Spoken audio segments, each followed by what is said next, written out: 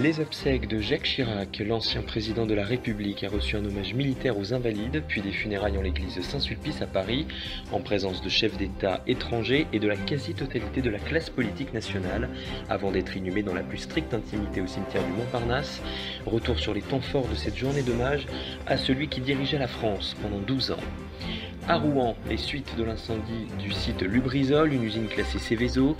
Après le sinistre, c'est désormais le temps des questions. Faut-il craindre une pollution massive de la ville et des alentours?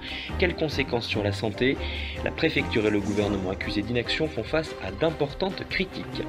Et puis notre grand angle dominical nous amènera à nous pencher sur un sujet de société important, le mariage pour tous et la question de la PMA et de la GPA, dont l'application fait débat, alors que l'Assemblée nationale vient de rendre un avis favorable pour l'ouverture de la procréation médicalement assistée aux femmes célibataires et homosexuelles.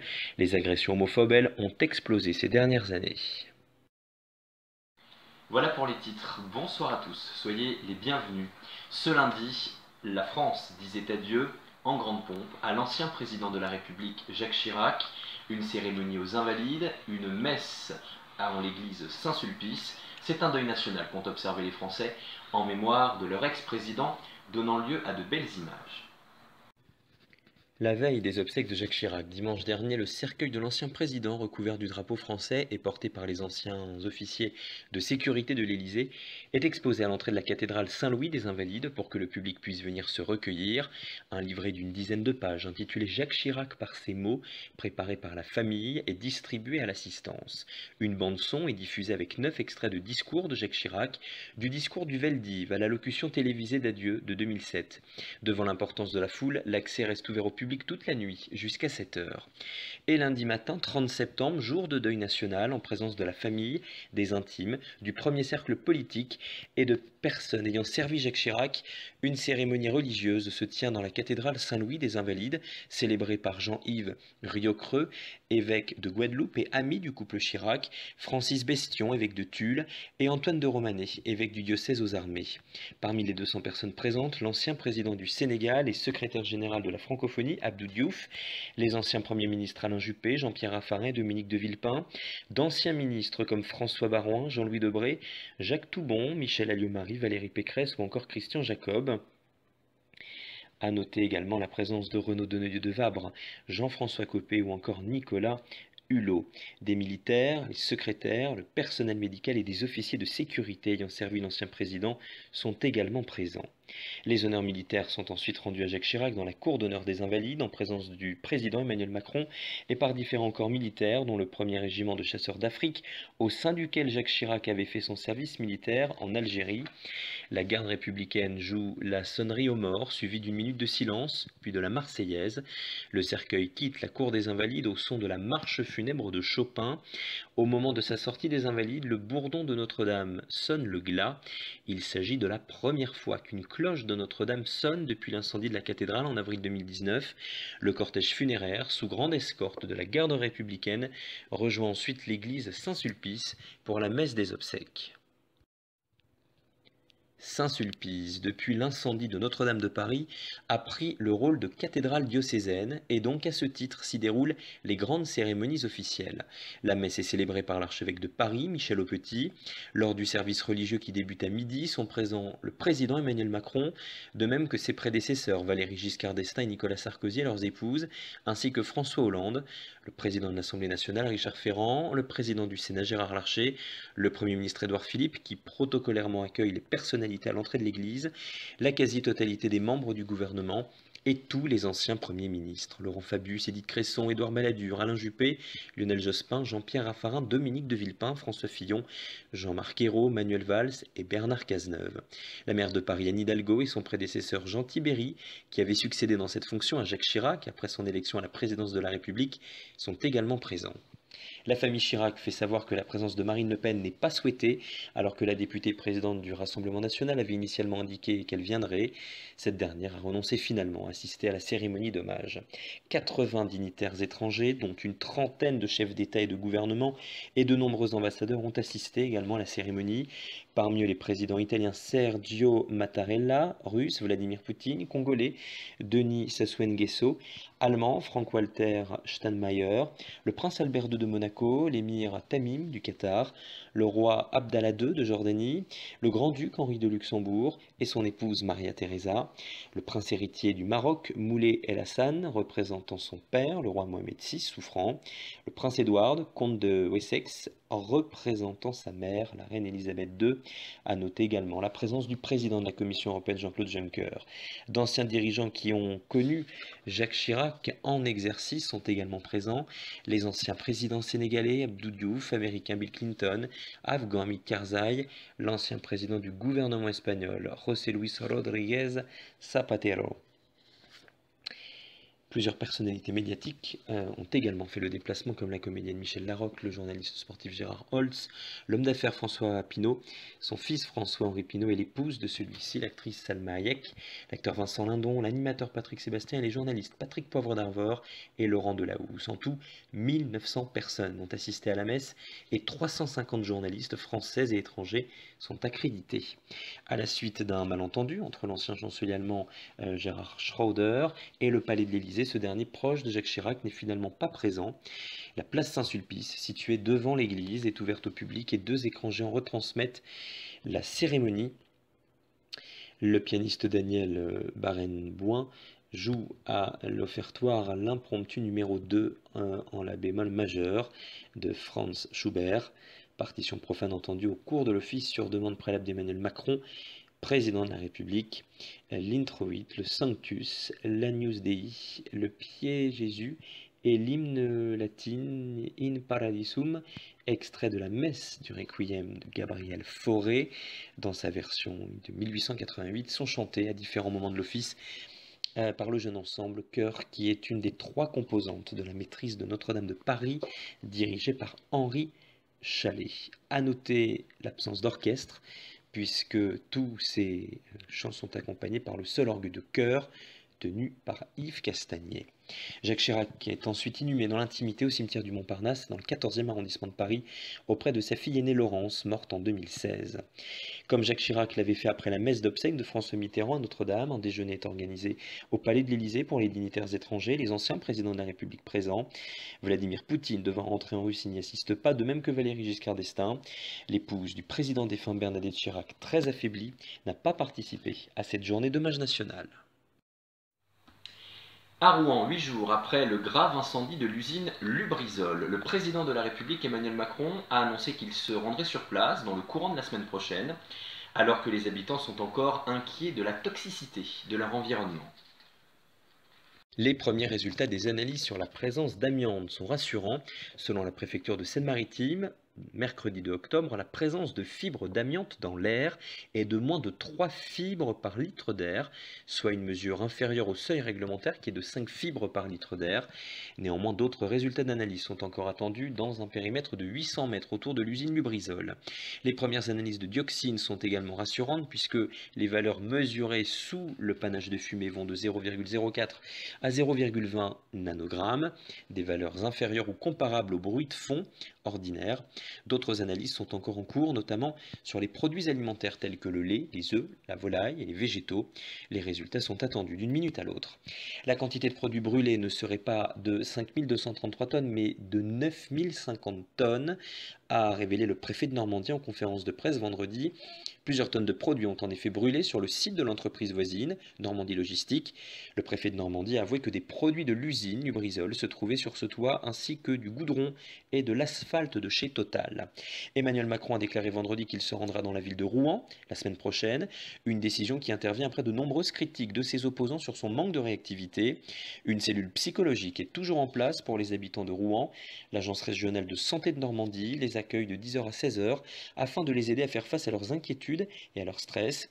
Pour rappel, un numéro vert d'information a également été mis en place, le 0800 009 785.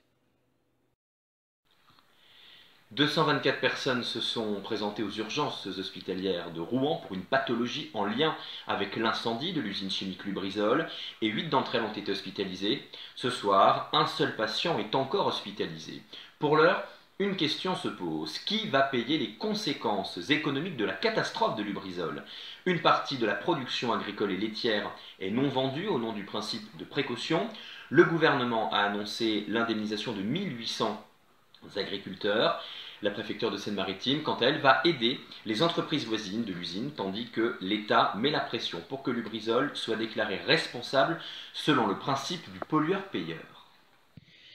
Au-delà des conséquences sanitaires de l'incendie de l'usine Lubrizol de Rouen, l'impact économique est déjà certain pour de nombreux secteurs d'activité, à commencer par l'agriculture. Au total, un arrêté sanitaire a signifié l'arrêt de collecte de lait et des récoltes sur 206 communes des régions Normandie et Hauts-de-France.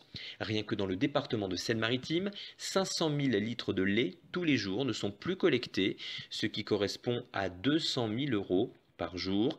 Le maïs récolté consigné aujourd'hui et les maraîchers ont un chiffre d'affaires en baisse. Selon le ministère de l'Agriculture, au moins 1800 agriculteurs ont été touchés par les retombées des résidus de suie depuis l'incendie la semaine dernière de l'usine.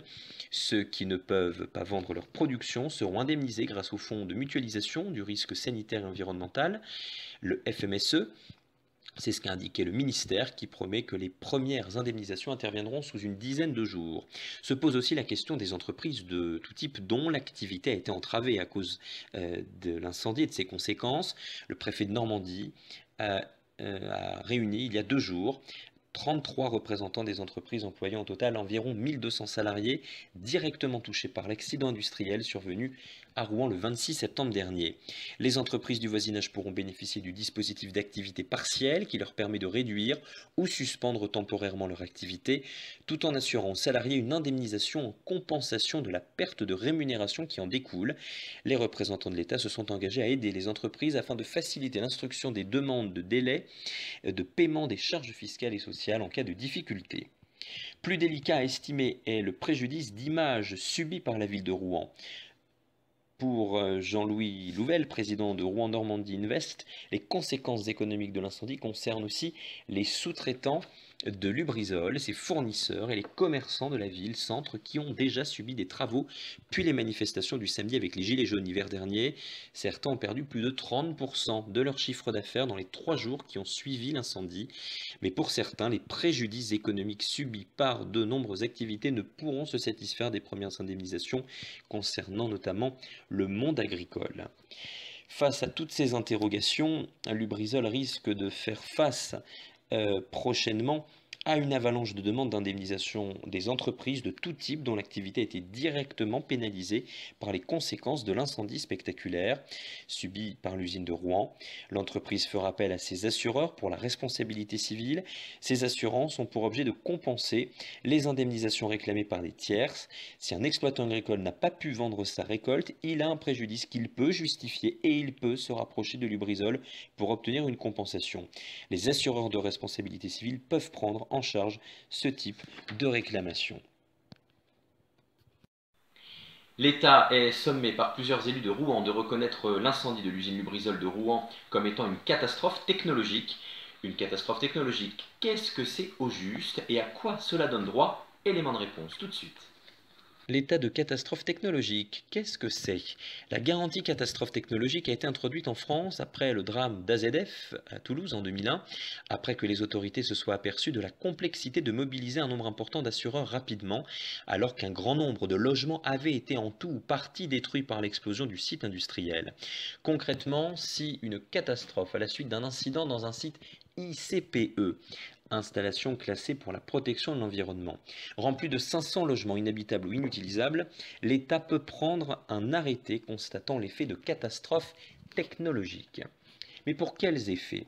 L'état de catastrophe technologique active une garantie légale présente pour toutes les assurances des particuliers qui assure des remboursements sous 3 mois maximum et fait sauter un certain nombre de plafonds. Et pas la peine de vérifier dans vos contrats d'assurance si elle est incluse ou non, il n'y a rien à faire pour la souscrire, elle est de droit automatiquement intégrée pour les particuliers dans chaque contrat d'assurance. Et si je ne suis pas un particulier, eh bien cela ne s'applique pas aux professionnels qui ont leur propre système de couverture d'assurance et ne sont donc pas éligibles à la garantie catastrophe technologique. Y a-t-il enfin une chance que la demande aboutisse dans le cas de Rouen? Interrogée sur France Info, la porte-parole du gouvernement, Sibeth Ndiaye, a déclaré ce vendredi que ce dernier n'avait pas l'entière certitude que déclarer une catastrophe technologique serve à quelque chose. Dernier point et non des moindres, l'activation de l'état de catastrophe technologique dans le cas de Rouen serait une grande première. Depuis sa création après l'explosion d'AZF, le texte n'a jamais été activé, ce qui pousserait également le gouvernement à des envies de ne pas l'enclencher car il n'y a aucun précédent auquel se référer. Alerte dans le Jura, une quinzaine de collégiens ont été gravement intoxiqués jeudi au cours d'un cross au stade du Marais à Morbier. 2 d'entre eux se trouvent en état d'urgence absolue. Le pronostic vital d'une adolescente de 14 ans ne serait cependant plus engagé, a précisé dans la soirée le directeur du cabinet de la préfecture du Jura. Plusieurs élèves âgés de 13 à 14 ans ont été pris de douleurs, de convulsions et de malaise après avoir été passés au stand de ravitaillement. Le parquet a ouvert une enquête pour blessures involontaires par manquement à une obligation de sécurité et l'enquête a été confiée à la section de recherche de la gendarmerie de Besançon. L'agence de santé régionale est en train de faire des analyses sur ce que les collégiens ont bu et mangé, notamment lors du ravitaillement. À ce stade, l'eau potable ne serait pas en cause, mais d'autres tests doivent le confirmer. J'en viens maintenant à ce drame dans une école maternelle. La directrice d'un établissement de Pantin, en Seine-Saint-Denis, s'est suicidée le 21 septembre. Son corps a été retrouvé 2 jours après par des agents d'entretien de l'établissement. Un drame qui a créé une véritable onde de choc en France. Christine Renon, âgée de 58 ans, avait écrit une lettre à sa hiérarchie peu avant sa mort, se décrivant épouvantablement fatiguée. On fait le point sur cette affaire. Ce courrier, c'est l'effet boomerang après le suicide. Ça nous a plombé. Sa situation fait écho à celle de beaucoup de personnel dans le département. Témoignait fin septembre aux Parisiens une collègue de Christine Renon, cette directrice d'école maternelle qui s'est donné la mort le 21 septembre sur son lieu de travail à Pantin, dans le département de Seine-Saint-Denis. L'enseignante qui assurait la charge de directrice de l'établissement avait laissé à sa direction une lettre décrivant son mal-être et des conditions de travail très difficiles. Dès la première phrase de la lettre, Christine Renon décrit son état. Aujourd'hui, samedi, je me suis réveillée épouvantablement fatiguée, dit-elle, épuisée après seulement 3 semaines de rentrée. Elle mentionne ensuite les soucis, sort de tous les directeurs malheureusement, qui se seraient accumulés depuis bien avant la rentrée. Malgré cela, Christine Renon prend soin de préciser qu'elle n'aura jamais cessé d'essayer d'améliorer la situation. Pour ma part, j'ai toujours fait pour le mieux, pour les élèves, les enseignants, les parents. J'ai essayé de me rendre disponible au maximum pour chacun, toujours répondu positivement à un service que l'on me demandait. Une motivation qui n'aura malheureusement pas suffi à résoudre les problèmes vécus par la directrice. Elle poursuit, prenant la défense de ses collègues. Je dois dire que l'accumulation de faits mineurs, dont le plus grave de mon point de vue, s'est passé à l'extérieur de l'école. En rien, l'école n'est responsable de cela, mes collègues et moi-même faisons de notre mieux pour la sécurité des enfants. Christine Renon n'hésite pas à dénoncer ce qui pose problème à ses yeux. Je cite, « Je dois dire aussi que je n'ai pas confiance au soutien et à la protection que devrait nous apporter notre institution. D'ailleurs, il n'y a aucun maillon de prévu. » Elle mentionne ensuite la goutte d'eau qui l'a anéantie, bien qu'elle se dise déjà très éprouvée auparavant. La perspective d'appeler une famille pour leur dire que leur enfant, alors qu'on est sûr qu'il ne l'a pas fait, est soupçonné d'avoir mis le doigt dans l'anus d'un autre. Ils ont 3 ans tous les deux dans la classe, l'école ou le centre, impossible. Quelques lignes avant la fin de sa lettre, Christine Renon écrit « Je me demande si je ne ferai pas une petite déprime ». Elle remercie ensuite les parents, ses collègues, les enfants et animateurs avant de conclure « Je remercie l'institution de ne pas salir mon nom et signe directrice épuisée ». Invité de RTL ce jeudi 3 octobre, le ministre de l'Éducation nationale a fait savoir qu'il s'était rendu au sein de l'établissement pour dialoguer avec l'équipe des collègues de la directrice. Jean-Michel Blanquer a annoncé la création d'un comité de suivi pour améliorer la situation des directeurs d'école, se disant prêt à faire évoluer si besoin le périmètre de leurs fonctions. La réaction globale du pouvoir a, elle, été vivement critiquée. Ce jeudi, une foule est venue à Bobigny, en Seine-Saint-Denis, pour rendre hommage à Christine Renon. Les participants à ce rassemblement se sont retrouvés dans la lettre que la directrice d'école a laissée avant de mourir et dans laquelle elle dénonçait ses conditions de travail. Beaucoup de manifestants ne comptent pas tourner la page de sitôt. Hier matin, une marche blanche avait lieu à Pantin, entre la mairie et l'école maternelle où Christine Renon s'est donné la mort. Et j'ajoute que le même jour que Christine Renon, un enseignant s'est donné la mort dans les Alpes-Maritimes. Frédéric Boulet, 58 ans, professeur de SVT depuis 28 ans au lycée international de Valbonne, un établissement réputé au nord de Cannes, s'est suicidé à son domicile. A priori, contrairement à sa collègue, il n'a pas laissé d'écrit expliquant son geste.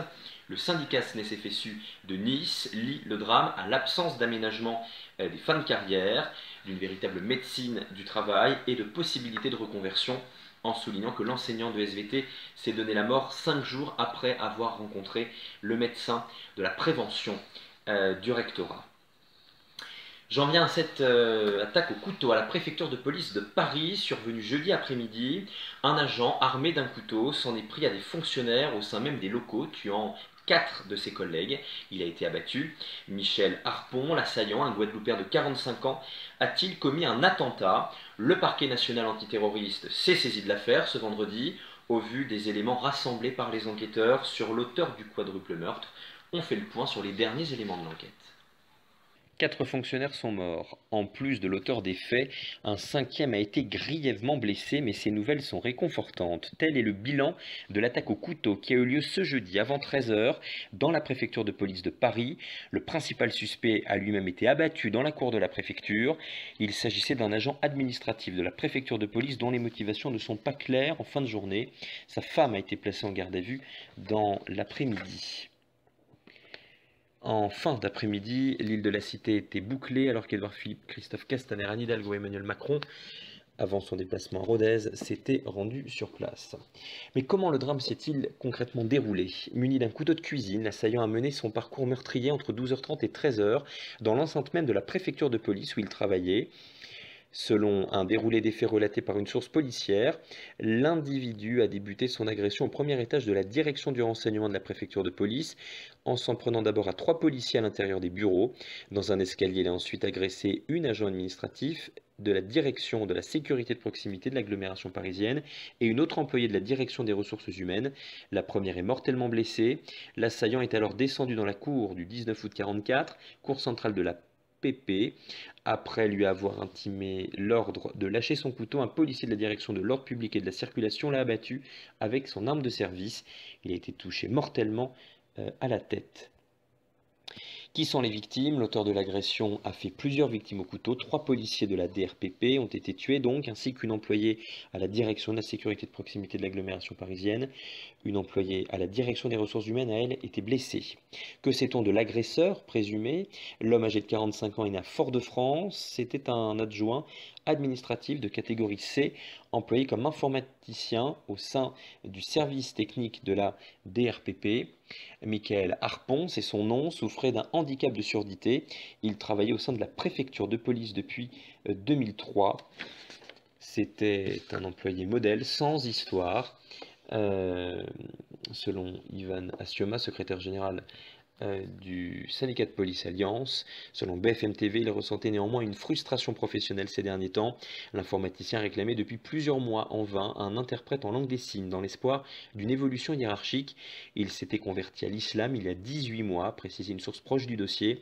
Cet élément faisait encore jeudi soir l'objet de vérification des enquêteurs.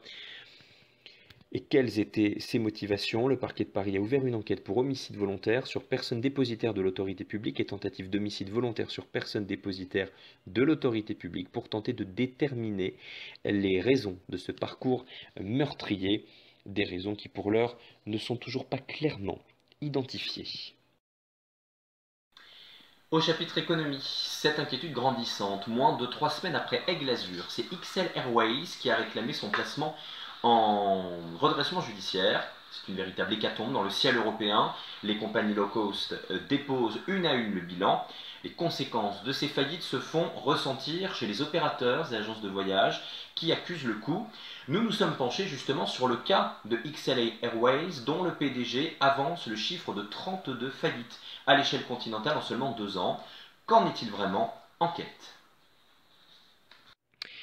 C'est un Laurent Magnin très remonté qui s'est présenté sur le plateau de BFM Business à la fin septembre. Le patron d'XL Airways est revenu sur les événements qui ont conduit sa compagnie à se déclarer en cessation de paiement.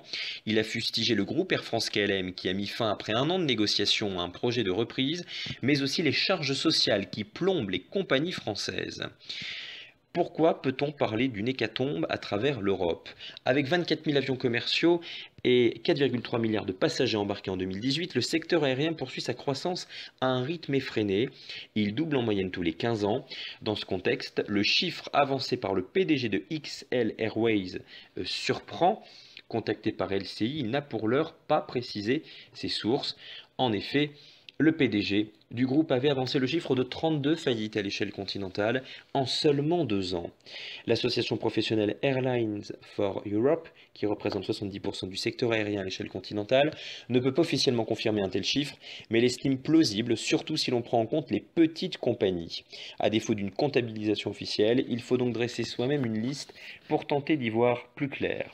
Dans un tableur, LCI a répertorié les compagnies qui ont fait faillite depuis 2017 en Europe, en excluant celles qui se concentraient sur le fret ou celles qui ont fusionné durant cette période. On obtient un décompte de 38 compagnies. Parmi elles, 20 étaient basées au sein de l'Union européenne, les 18 autres venant de pays considérés comme européens mais non membres de l'UE, tels l'Angleterre, l'Islande ou la Russie. Les résultats obtenus corroborent donc les propos de Laurent Magnin. Il convient toutefois de préciser que l'impact de ces cessations d'activité varie d'une compagnie à l'autre en fonction de leur taille et de l'importance de leur flotte. XL Airways compte par exemple 600 salariés. Aigle Azur, elle aussi, en cessation de paiement, a rassemblé 1200. C'est bien plus que certaines petites structures qui opéraient dans les pays de l'Est ou qui ne rayonnaient qu'à un échelon national ou régional. Comment expliquer donc ces faillites? Sur le plateau de BFM Business, le patron de XL Airways a regretté le projet de fusion avorté avec Air France, mais aussi cité pêle-mêle les charges élevées en France et la concurrence de compagnies telles que Norwegian. Cette dernière propose des tarifs imbattables, notamment pour des trajets transatlantiques, ce qui fragilise la concurrence. Pour l'association Airlines for Europe et son directeur général, Thomas Rehanert, cette situation est due à une série de facteurs qui se combinent: l'augmentation des coûts du carburant, une concurrence féroce, mais aussi aux dépenses engendrées par la mise en conformité avec certaines réglementations de l'Union européenne. Sans l'arrivée d'un repreneur capable d'injecter 35 millions d'euros, XL Airways va connaître le même sort qu'Aigle Azur il y a quelques semaines. Pour protéger les passagers et leur éviter de se retrouver bloqués, la compagnie annonçait le 30 septembre qu'elle interrompait ses vols. Ses clients sont désormais invités à se rapprocher de leurs assurances pour bénéficier d'une indemnisation. Notre grand angle à présent sur un sujet de société primordial et aussi très largement débattu en France, la question du mariage pour tous. La mesure a été adoptée sous la présidence de François Hollande en 2013, 14 ans après l'instauration du Pacs, permettant un élargissement des droits aux couples homosexuels. La France qui a essuyé un certain retard en tardant à reconnaître le mariage homosexuel, contrairement à bon nombre de ses voisins européens. L'homosexualité est caractérisée par une attirance sexuelle ou par des sentiments amoureux envers une personne de même sexe. L'homosexualité n'est pas un choix de vie, mais une identité. Comment peut-on détester quelqu'un ou reprocher à une personne son orientation sexuelle? Telle est la question. Si l'homosexualité a longtemps été considérée comme une maladie mentale, elle est aujourd'hui rentrée dans les mœurs de nombreux pays, puisqu'en 1990, elle est retirée de la liste des maladies mentales par l'Organisation mondiale de la santé. Le 15 novembre 1999, en France, le Pacs, qui est une forme d'union civile accordant certains droits et devoirs aux couples aussi bien homosexuels qu'hétérosexuels d'ailleurs, dans le maintien d'un esprit universel, est voté. Alors que le mariage religieux entre un homme et une femme est permis, il est inenvisageable de parler de mariage pour tous, et pourtant, l'Europe a connu des changements. En 2001, les Pays-Bas sont le tout premier pays à légaliser le mariage homosexuel. Depuis, 15 pays européens leur ont emboîté le pas: la Belgique en 2003, l'Espagne en 2005, la Norvège et la Suède en 2009, le Portugal et l'Islande en 2010. Le Danemark a légalisé le mariage homosexuel en 2012, alors que la France a eu un train de retard, puisque l'union civile pour les personnes de même sexe n'a été possible qu'en 2013, grâce à la loi Taubira. L'Angleterre, le Luxembourg, l'Irlande, la Finlande, Malte, l'Allemagne et enfin l'Autriche ont suivi le mouvement. Revenons au cas de la France. La loi numéro 2013 404 du 17 mai 2013 ouvrant le mariage aux couples de personnes de même sexe est déposée devant le Parlement. Nous devons cette loi grâce à Christiane Taubira qui a permis à la société d'évoluer. Selon Le Monde, en 2018, plus de 40 000 couples homosexuels se sont mariés, soit 3,5% de l'ensemble des mariages. Le problème majeur est que la France fut très en retard comparée à d'autres pays. Prenons le cas de l'Espagne par exemple, 11 juillet 2005, le premier mariage entre deux personnes de même sexe, Emilio Menendez et Carlos Baturin, qui vivaient en couple depuis plus de 30 ans, est célébré à Madrid. Malgré ce retard évident, nous sommes obligés de reconnaître à la France son investissement auprès des personnes homosexuelles, comme le travail fourni par la ministre Marlène Schiappa, très appréciée de la communauté LGBT. De plus, la marche des fiertés permet aux homosexuels, aux lesbiennes et aux transsexuels de se réunir chaque année pour montrer leur visibilité dans notre société actuelle. Cette année, la Gay Pride a fêté ses 50 ans. Dans les villes où l'organisation de la communauté LGBT est la plus importante, des festivités sont mises en place sur plusieurs jours, combinant spectacles, buvettes, performances, concerts, flash moobs. Malgré toutes ces belles initiatives, il reste un vrai travail à faire pour faire évoluer les mentalités encore très arriérées de bon nombre de Français. L'Assemblée nationale a voté la semaine dernière l'ouverture de la procréation médicalement assistée, la PMA, à toutes les femmes, mesure phare du projet de loi bioéthique, malgré de vives oppositions. La PMA qui permet d'avoir un enfant au moyen de différentes techniques médicales est actuellement réservée aux couples hétérosexuels. Cette PMA est désormais élargie aux couples de lesbiennes et aux femmes célibataires et sera remboursée par la sécurité sociale. En revanche, pour reconnaître la gestation pour autrui, la GPA, il va encore falloir attendre. Les hommes homosexuels se sont ainsi lésés. Explication en détail. La procréation médicalement assistée a été développée pour permettre à des couples infertiles d'avoir un enfant. Elle repose sur diverses techniques biologiques et médicales qui contournent l'obstacle et rendent possible une procréation hors de l'union charnelle de l'homme et de la femme. Aujourd'hui, la PMA est désormais possible pour les couples de femmes et les femmes seules. En France, un enfant sur 30, soit 3,4%, a été conçu grâce à une technique de PMA, qu'il s'agisse d'une fécondation in vitro ou d'une insémination artificielle. C'est donc officiel, l'Assemblée nationale a voté vendredi 27 septembre 2019 l'ouverture de la PMA à toutes les femmes, malgré la vive opposition de la droite. Et là, un grand merci est à dire à Monsieur Macron, car oui, notre président l'avait promis dans sa campagne, cette nouvelle ne fait pas plaisir à tout le monde, et entre autres à la Manif pour tous, qui a manifesté en vain ce dimanche. Rappelons que cette manif se bat pour la famille traditionnelle et lutte contre l'enseignement de la théorie du genre, de bons réacs pour certains pas très ouverts d'esprit. Le problème majeur désormais en France reste la GPA, la gestation pour autrui, concerne toute personne souhaitant accéder à la parentalité et ne pouvant ou ne voulant pas porter l'enfant lui-même. Ce sont souvent les couples homosexuels hommes qui recourent à cette pratique, même si tout le monde peut y faire appel. En janvier 2018, un sondage publié par le journal La Croix prétendait montrer que 64% des Français se disaient favorables à la GPA. Mais alors qu'attend notre cher pays pour faire passer cette loi? En France, la gestation pour autrui est interdite par une sanction pénale et par la nullité des conventions qui l'organise. Sont prévues à ce titre une peine plafond de 6 mois d'emprisonnement et de 7 500 € d'amende.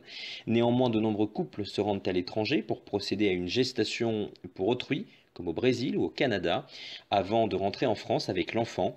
Ces couples rencontrent régulièrement des difficultés à faire reconnaître leur enfant en France auprès de l'administration.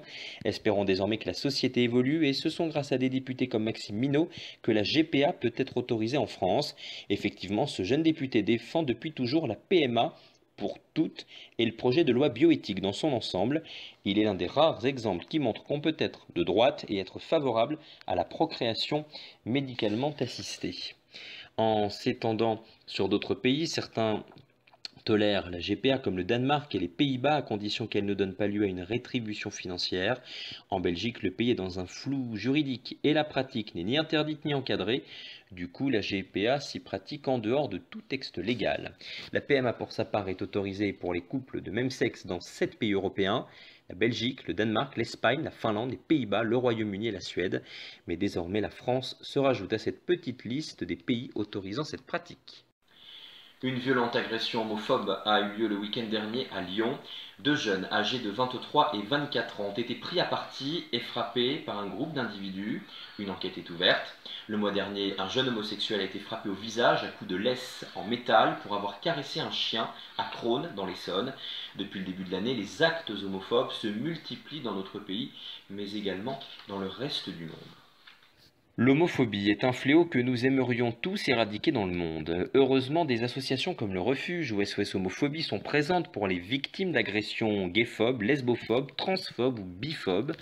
Le meurtre n'est pas la violence la plus répandue, les passages à tabac et les insultes sont les plus fréquents. L'injure homophobe est en France très commune, bien que souvent démotivée. Des expressions comme pédé, tapette ou encore enculé sont très souvent entendues, en particulier dans les milieux scolaires et sportifs, ce qui participe à l'entretien d'une homophobie ordinaire. Remontons dans le temps et rappelons qu'en France, au XVIIIe siècle, le philosophe Voltaire qualifiait l'homosexualité d'abomination dégoûtante et d'attentat infâme contre la nature.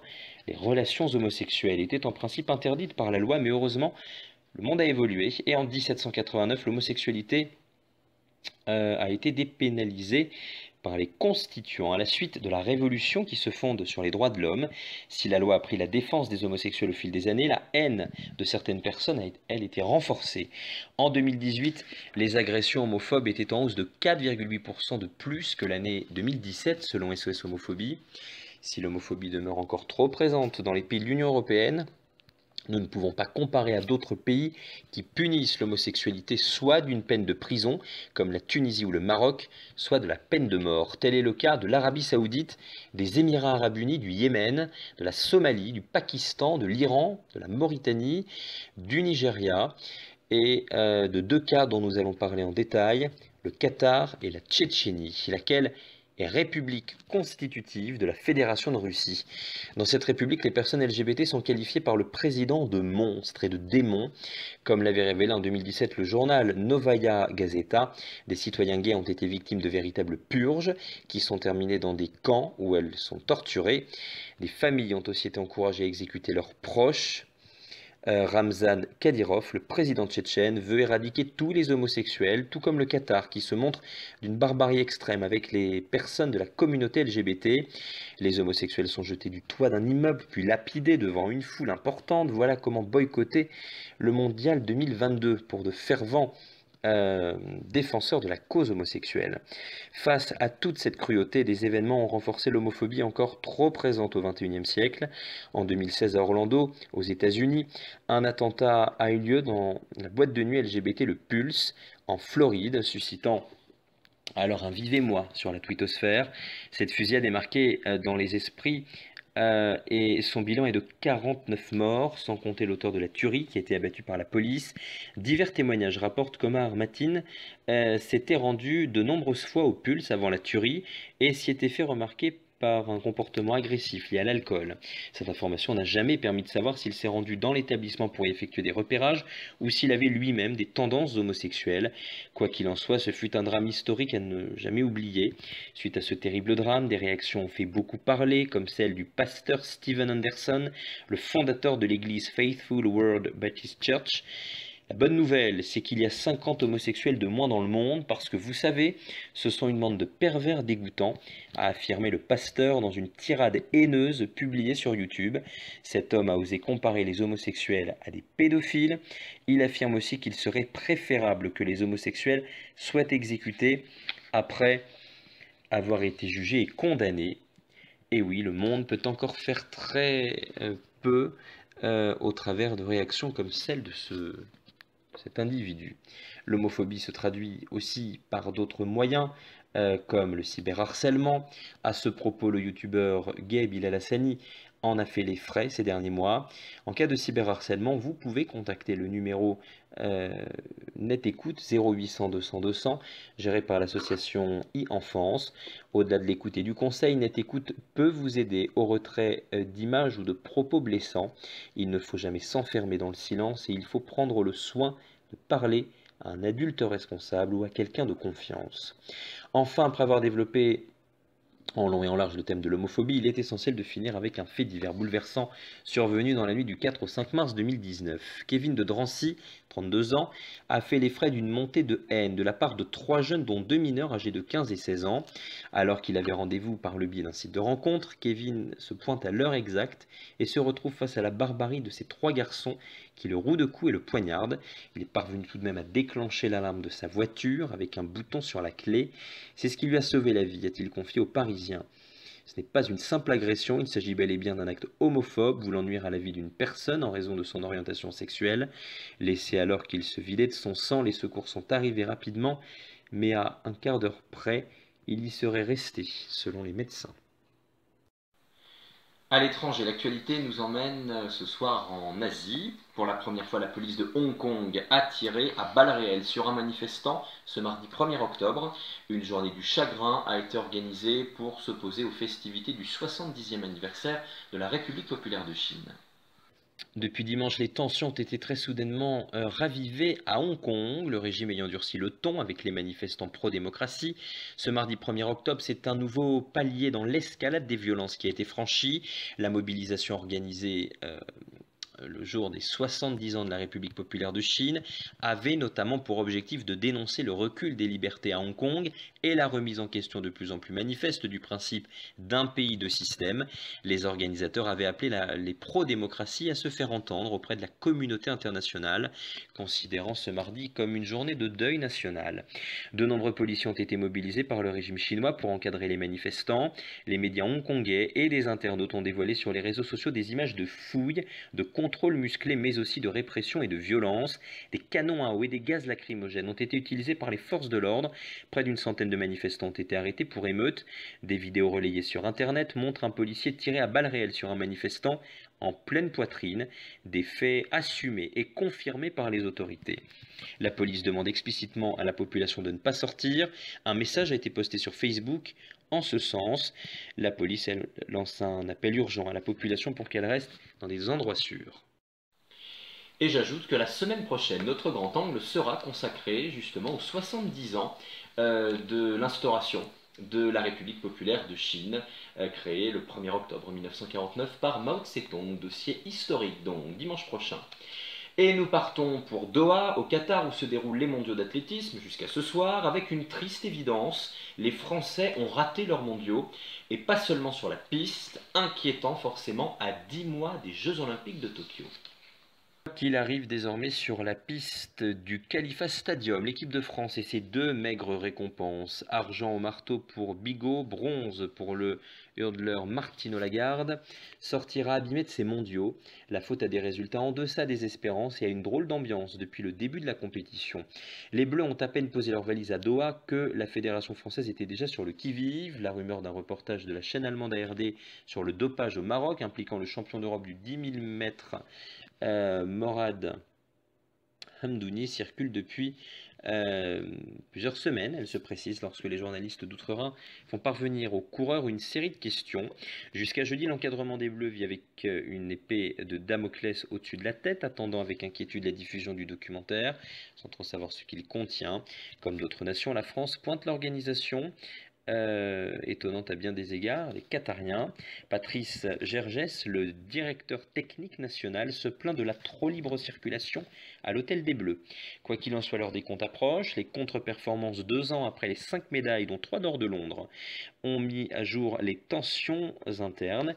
Cordiale jusqu'alors, la mésentente entre Patrice Gergès et Mehdi Bala, directeur des équipes de France, est désormais flagrante, et s'il n'y avait que ça, les messages passent mal, des clans se sont formés, le malaise est profond et ravive de vieux souvenirs, ceux des années 1990-2000, lorsque l'équipe de France tournait par rond.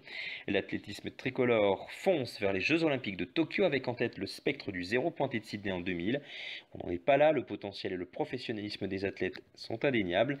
Reste, pour reprendre l'expression du président de la Fédération française André Giraud, à remettre de l'ordre dans la maison avant qu'il ne soit trop tard. En rugby, le 15 de France s'est imposé 33-9 contre les États-Unis lors de son 2e match de poule de la Coupe du Monde, mercredi. Poussifs, maladroits, indisciplinés, les Bleus n'ont fait la différence qu'après la 65e minute de jeu contre des Eagles courageux. S'ils empochent le bonus, les Bleus n'ont guère rassuré au cours d'un match qui prit parfois des allures de purge, comme le disent certains commentateurs. A noter que les joueurs français affrontent aujourd'hui les îles Tonga et sont pour leur deuxième du groupe C, derrière l'Angleterre. Quant à la poule B, elle est largement dominée par l'Afrique du Sud qui a pulvérisé l'Italie. Score final 49-3. On fait le point sur les derniers résultats et le classement des groupes. Une seule rencontre était au programme de la Coupe du Monde de rugby 2019. Ce vendredi, l'Afrique du Sud a largement battu l'Italie 49-3 en s'offrant le point de bonus offensif. Battu par la Nouvelle-Zélande puis large vainqueur de la Namibie, les Springboks se replacent à la première place du classement de la poule B. Pour les Italiens qui avaient connu un début de tournoi tranquille, marqué par ses faciles succès contre le Canada et la Namibie, la route s'élève, puisqu'après ce duel perdu face aux Sud-Africains, il leur faudra affronter les All Blacks le 12 octobre. Jeudi, 2 matchs étaient au programme. Dans la première rencontre de la journée, dans la poule A, l'Irlande n'avait laissé aucune chance à la Russie, 35-0, et en avait profité pour prendre la tête du classement de son groupe, devant le Japon et l'Écosse, avec un match en plus. Dans la poule D, les Fidji s'étaient replacés provisoirement en deuxième position grâce à leur succès net et sans bavure contre la Géorgie, 45-10. Dans la poule C, l'équipe de France, qui a remporté ses 2 premiers matchs, occupe pour le moment le deuxième rang, derrière l'Angleterre, avant ses 2 derniers rendez-vous de la phase de poule contre les Tonga aujourd'hui, puis face à cette même Angleterre. Au cinéma, la sortie mercredi dernier du film Atlantique de la réalisatrice franco-sénégalaise Mati Diop qui évoque l'émigration des jeunes Sénégalais vers l'Europe en invoquant leurs esprits. Près de Dakar, la capitale sénégalaise, Ada, interprétée par Mama Sané, voit celui qu'elle aime embarquer sur une pirogue pour quitter le pays et disparaître en mer. Promise à un autre homme, elle perd le goût de vivre. Bientôt, les filles du quartier sont prises de fièvres étranges et un incendie dévaste le mariage d'Ada. Grand prix au Festival de Cannes, ce long métrage conte une histoire d'amour magnifique, doublée d'une fable puissante qui offre un autre regard sur l'émigration. On a appris la mort du producteur J. Michael Mandel à l'âge de 54 ans. C'est en 1989 qu'il se fait connaître en rejoignant la série Les Simpsons, dont il produit pas moins de 207 épisodes entre 1989 et 1999, ce qui lui a d'ailleurs valu 3 Emmy Awards. Plus récemment, il avait fait équipe avec Justin Roiland, devenant ainsi le producteur de Rick et Morty. L'an dernier, l'homme avait de nouveau été récompensé par un Emmy Award pour l'ensemble de sa carrière. Et aujourd'hui, dans notre rubrique Netflix, nous allons parler d'une série très dure et polémique qui traite du harcèlement scolaire, 13 Reasons Why, ou l'histoire d'une jeune adolescente poussée au suicide. Diffusée depuis le 31 mars 2017 dans le monde entier sur Netflix, cette série marque les esprits et cherche à sensibiliser chacun d'entre nous à la solitude vécue par certaines personnes désemparées.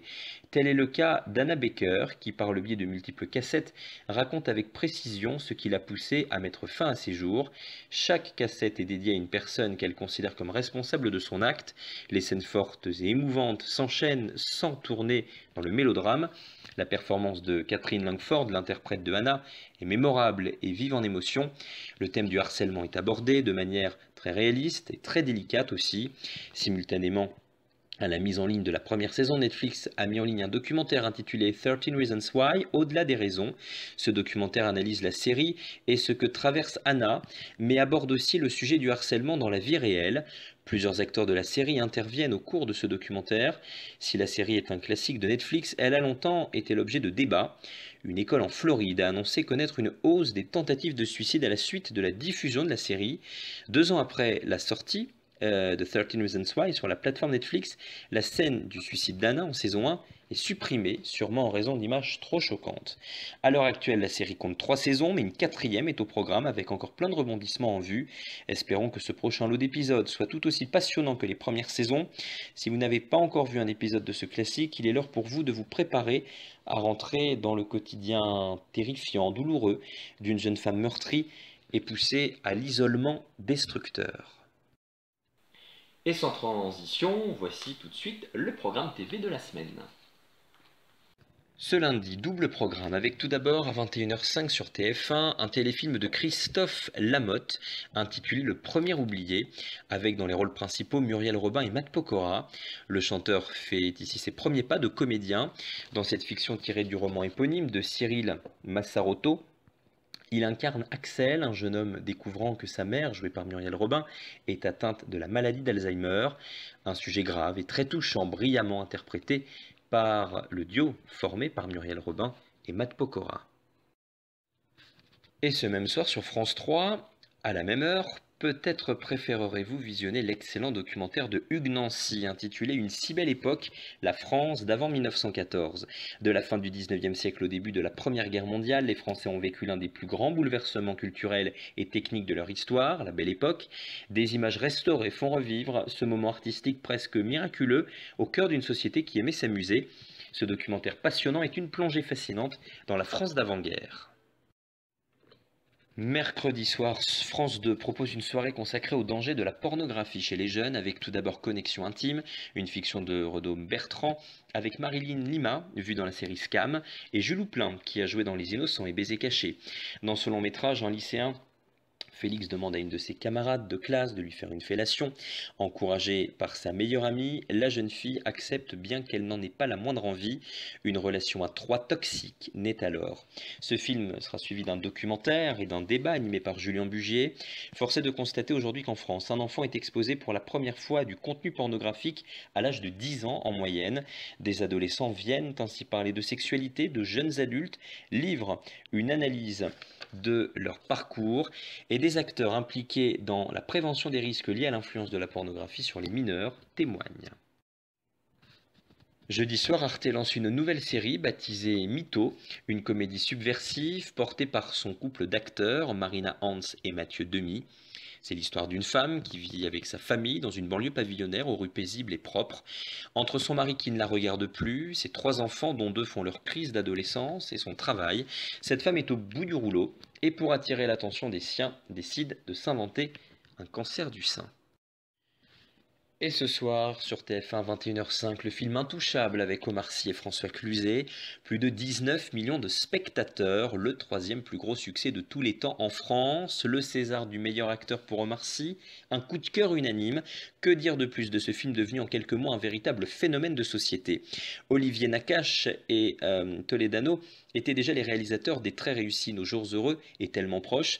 Dans ce quatrième long métrage commun, ils ont su trouver l'équilibre parfait entre humour et émotion, répliques hilarantes et moments d'introspection et retranscrire au mieux l'histoire vraie de Philippe Pozzo di Borgo, paraplégique qui fait appel à un jeune de banlieue pour l'aider dans ses tâches quotidiennes. Une histoire d'amitié bouleversante naît alors. Direction le pôle sud pour notre photo de la semaine. Un iceberg représentant 15 fois la taille de Paris s'est détaché à l'est du continent antarctique entre le 24 et le 25 septembre. Selon les scientifiques, l'événement ne serait pas dû au changement climatique. Un iceberg d'Antarctique grand comme 15 fois Paris s'est détaché il y a quelques jours, ont observé des scientifiques, mais l'événement fait partie du cycle normal des calottes glaciaires, disent-ils. L'iceberg baptisé D28 s'est détaché de la barrière de glace d'Emery sur l'est du continent entre le 24 et le 25 septembre. Selon les observations de deux satellites, l'un européen et l'autre américain de la NASA, il mesure 1582 km². Il fait environ 210 mètres d'épaisseur et contient 315 milliards de tonnes de glace. Ces chiffres peuvent sembler impressionnants, mais la production d'iceberg fait partie du cycle normal des barrières de glace, qui sont le prolongement de la calotte glaciaire sur l'eau. Les barrières de glace doivent perdre de la masse car elles sont constamment en train d'en gagner. Elles veulent conserver leur taille. Le gain de masse vient de la neige qui tombe sur le continent et les glaciers, rivières de glace, qui avancent doucement vers les rivages. Il est crucial d'avoir en tête que l'est de l'Antarctique est différent de l'ouest du continent et du Groenland qui, eux, se réchauffent à grande vitesse en raison du changement climatique. Enfin, un mot de la 18e édition de la Nuit Blanche, c'était la nuit dernière. Avec plus de 200 projets, le programme de cette édition 2019 était particulièrement riche. De 19 h hier soir à 7 h ce matin, Paris et sa banlieue se sont animés au rythme des diverses activités proposées, avec des divertissements qui ont su ravir la foule, tels que le lancer de Barbapapa de l'artiste Vivien Roubaud. Pour les plus sportifs, le périphérique s'est transformé en vélodrome de Porte de Pantin à la Porte de la Villette. Le parcours était illuminé par le studio 1024 Architecture. Un bal était aussi organisé sur le parvis de l'Hôtel de Ville, replongeant les danseurs dans les années 20 de Paris. De son côté, la Philharmonie a ouvert ses portes pour une nuit complète de concerts et bien d'autres activités étaient encore à découvrir. Et avant de refermer ce journal, petit clin d'œil à notre monteur et réalisateur Julien Poli, qui fête ce dimanche 6 octobre 2019 ses 19 ans, joyeux anniversaire et tout plein de bonnes choses. Je t'aime très fort, mon grand. Voilà, c'est la fin de cette édition. Merci de l'avoir suivi. Je vous souhaite une très belle semaine et je vous dis à dimanche prochain.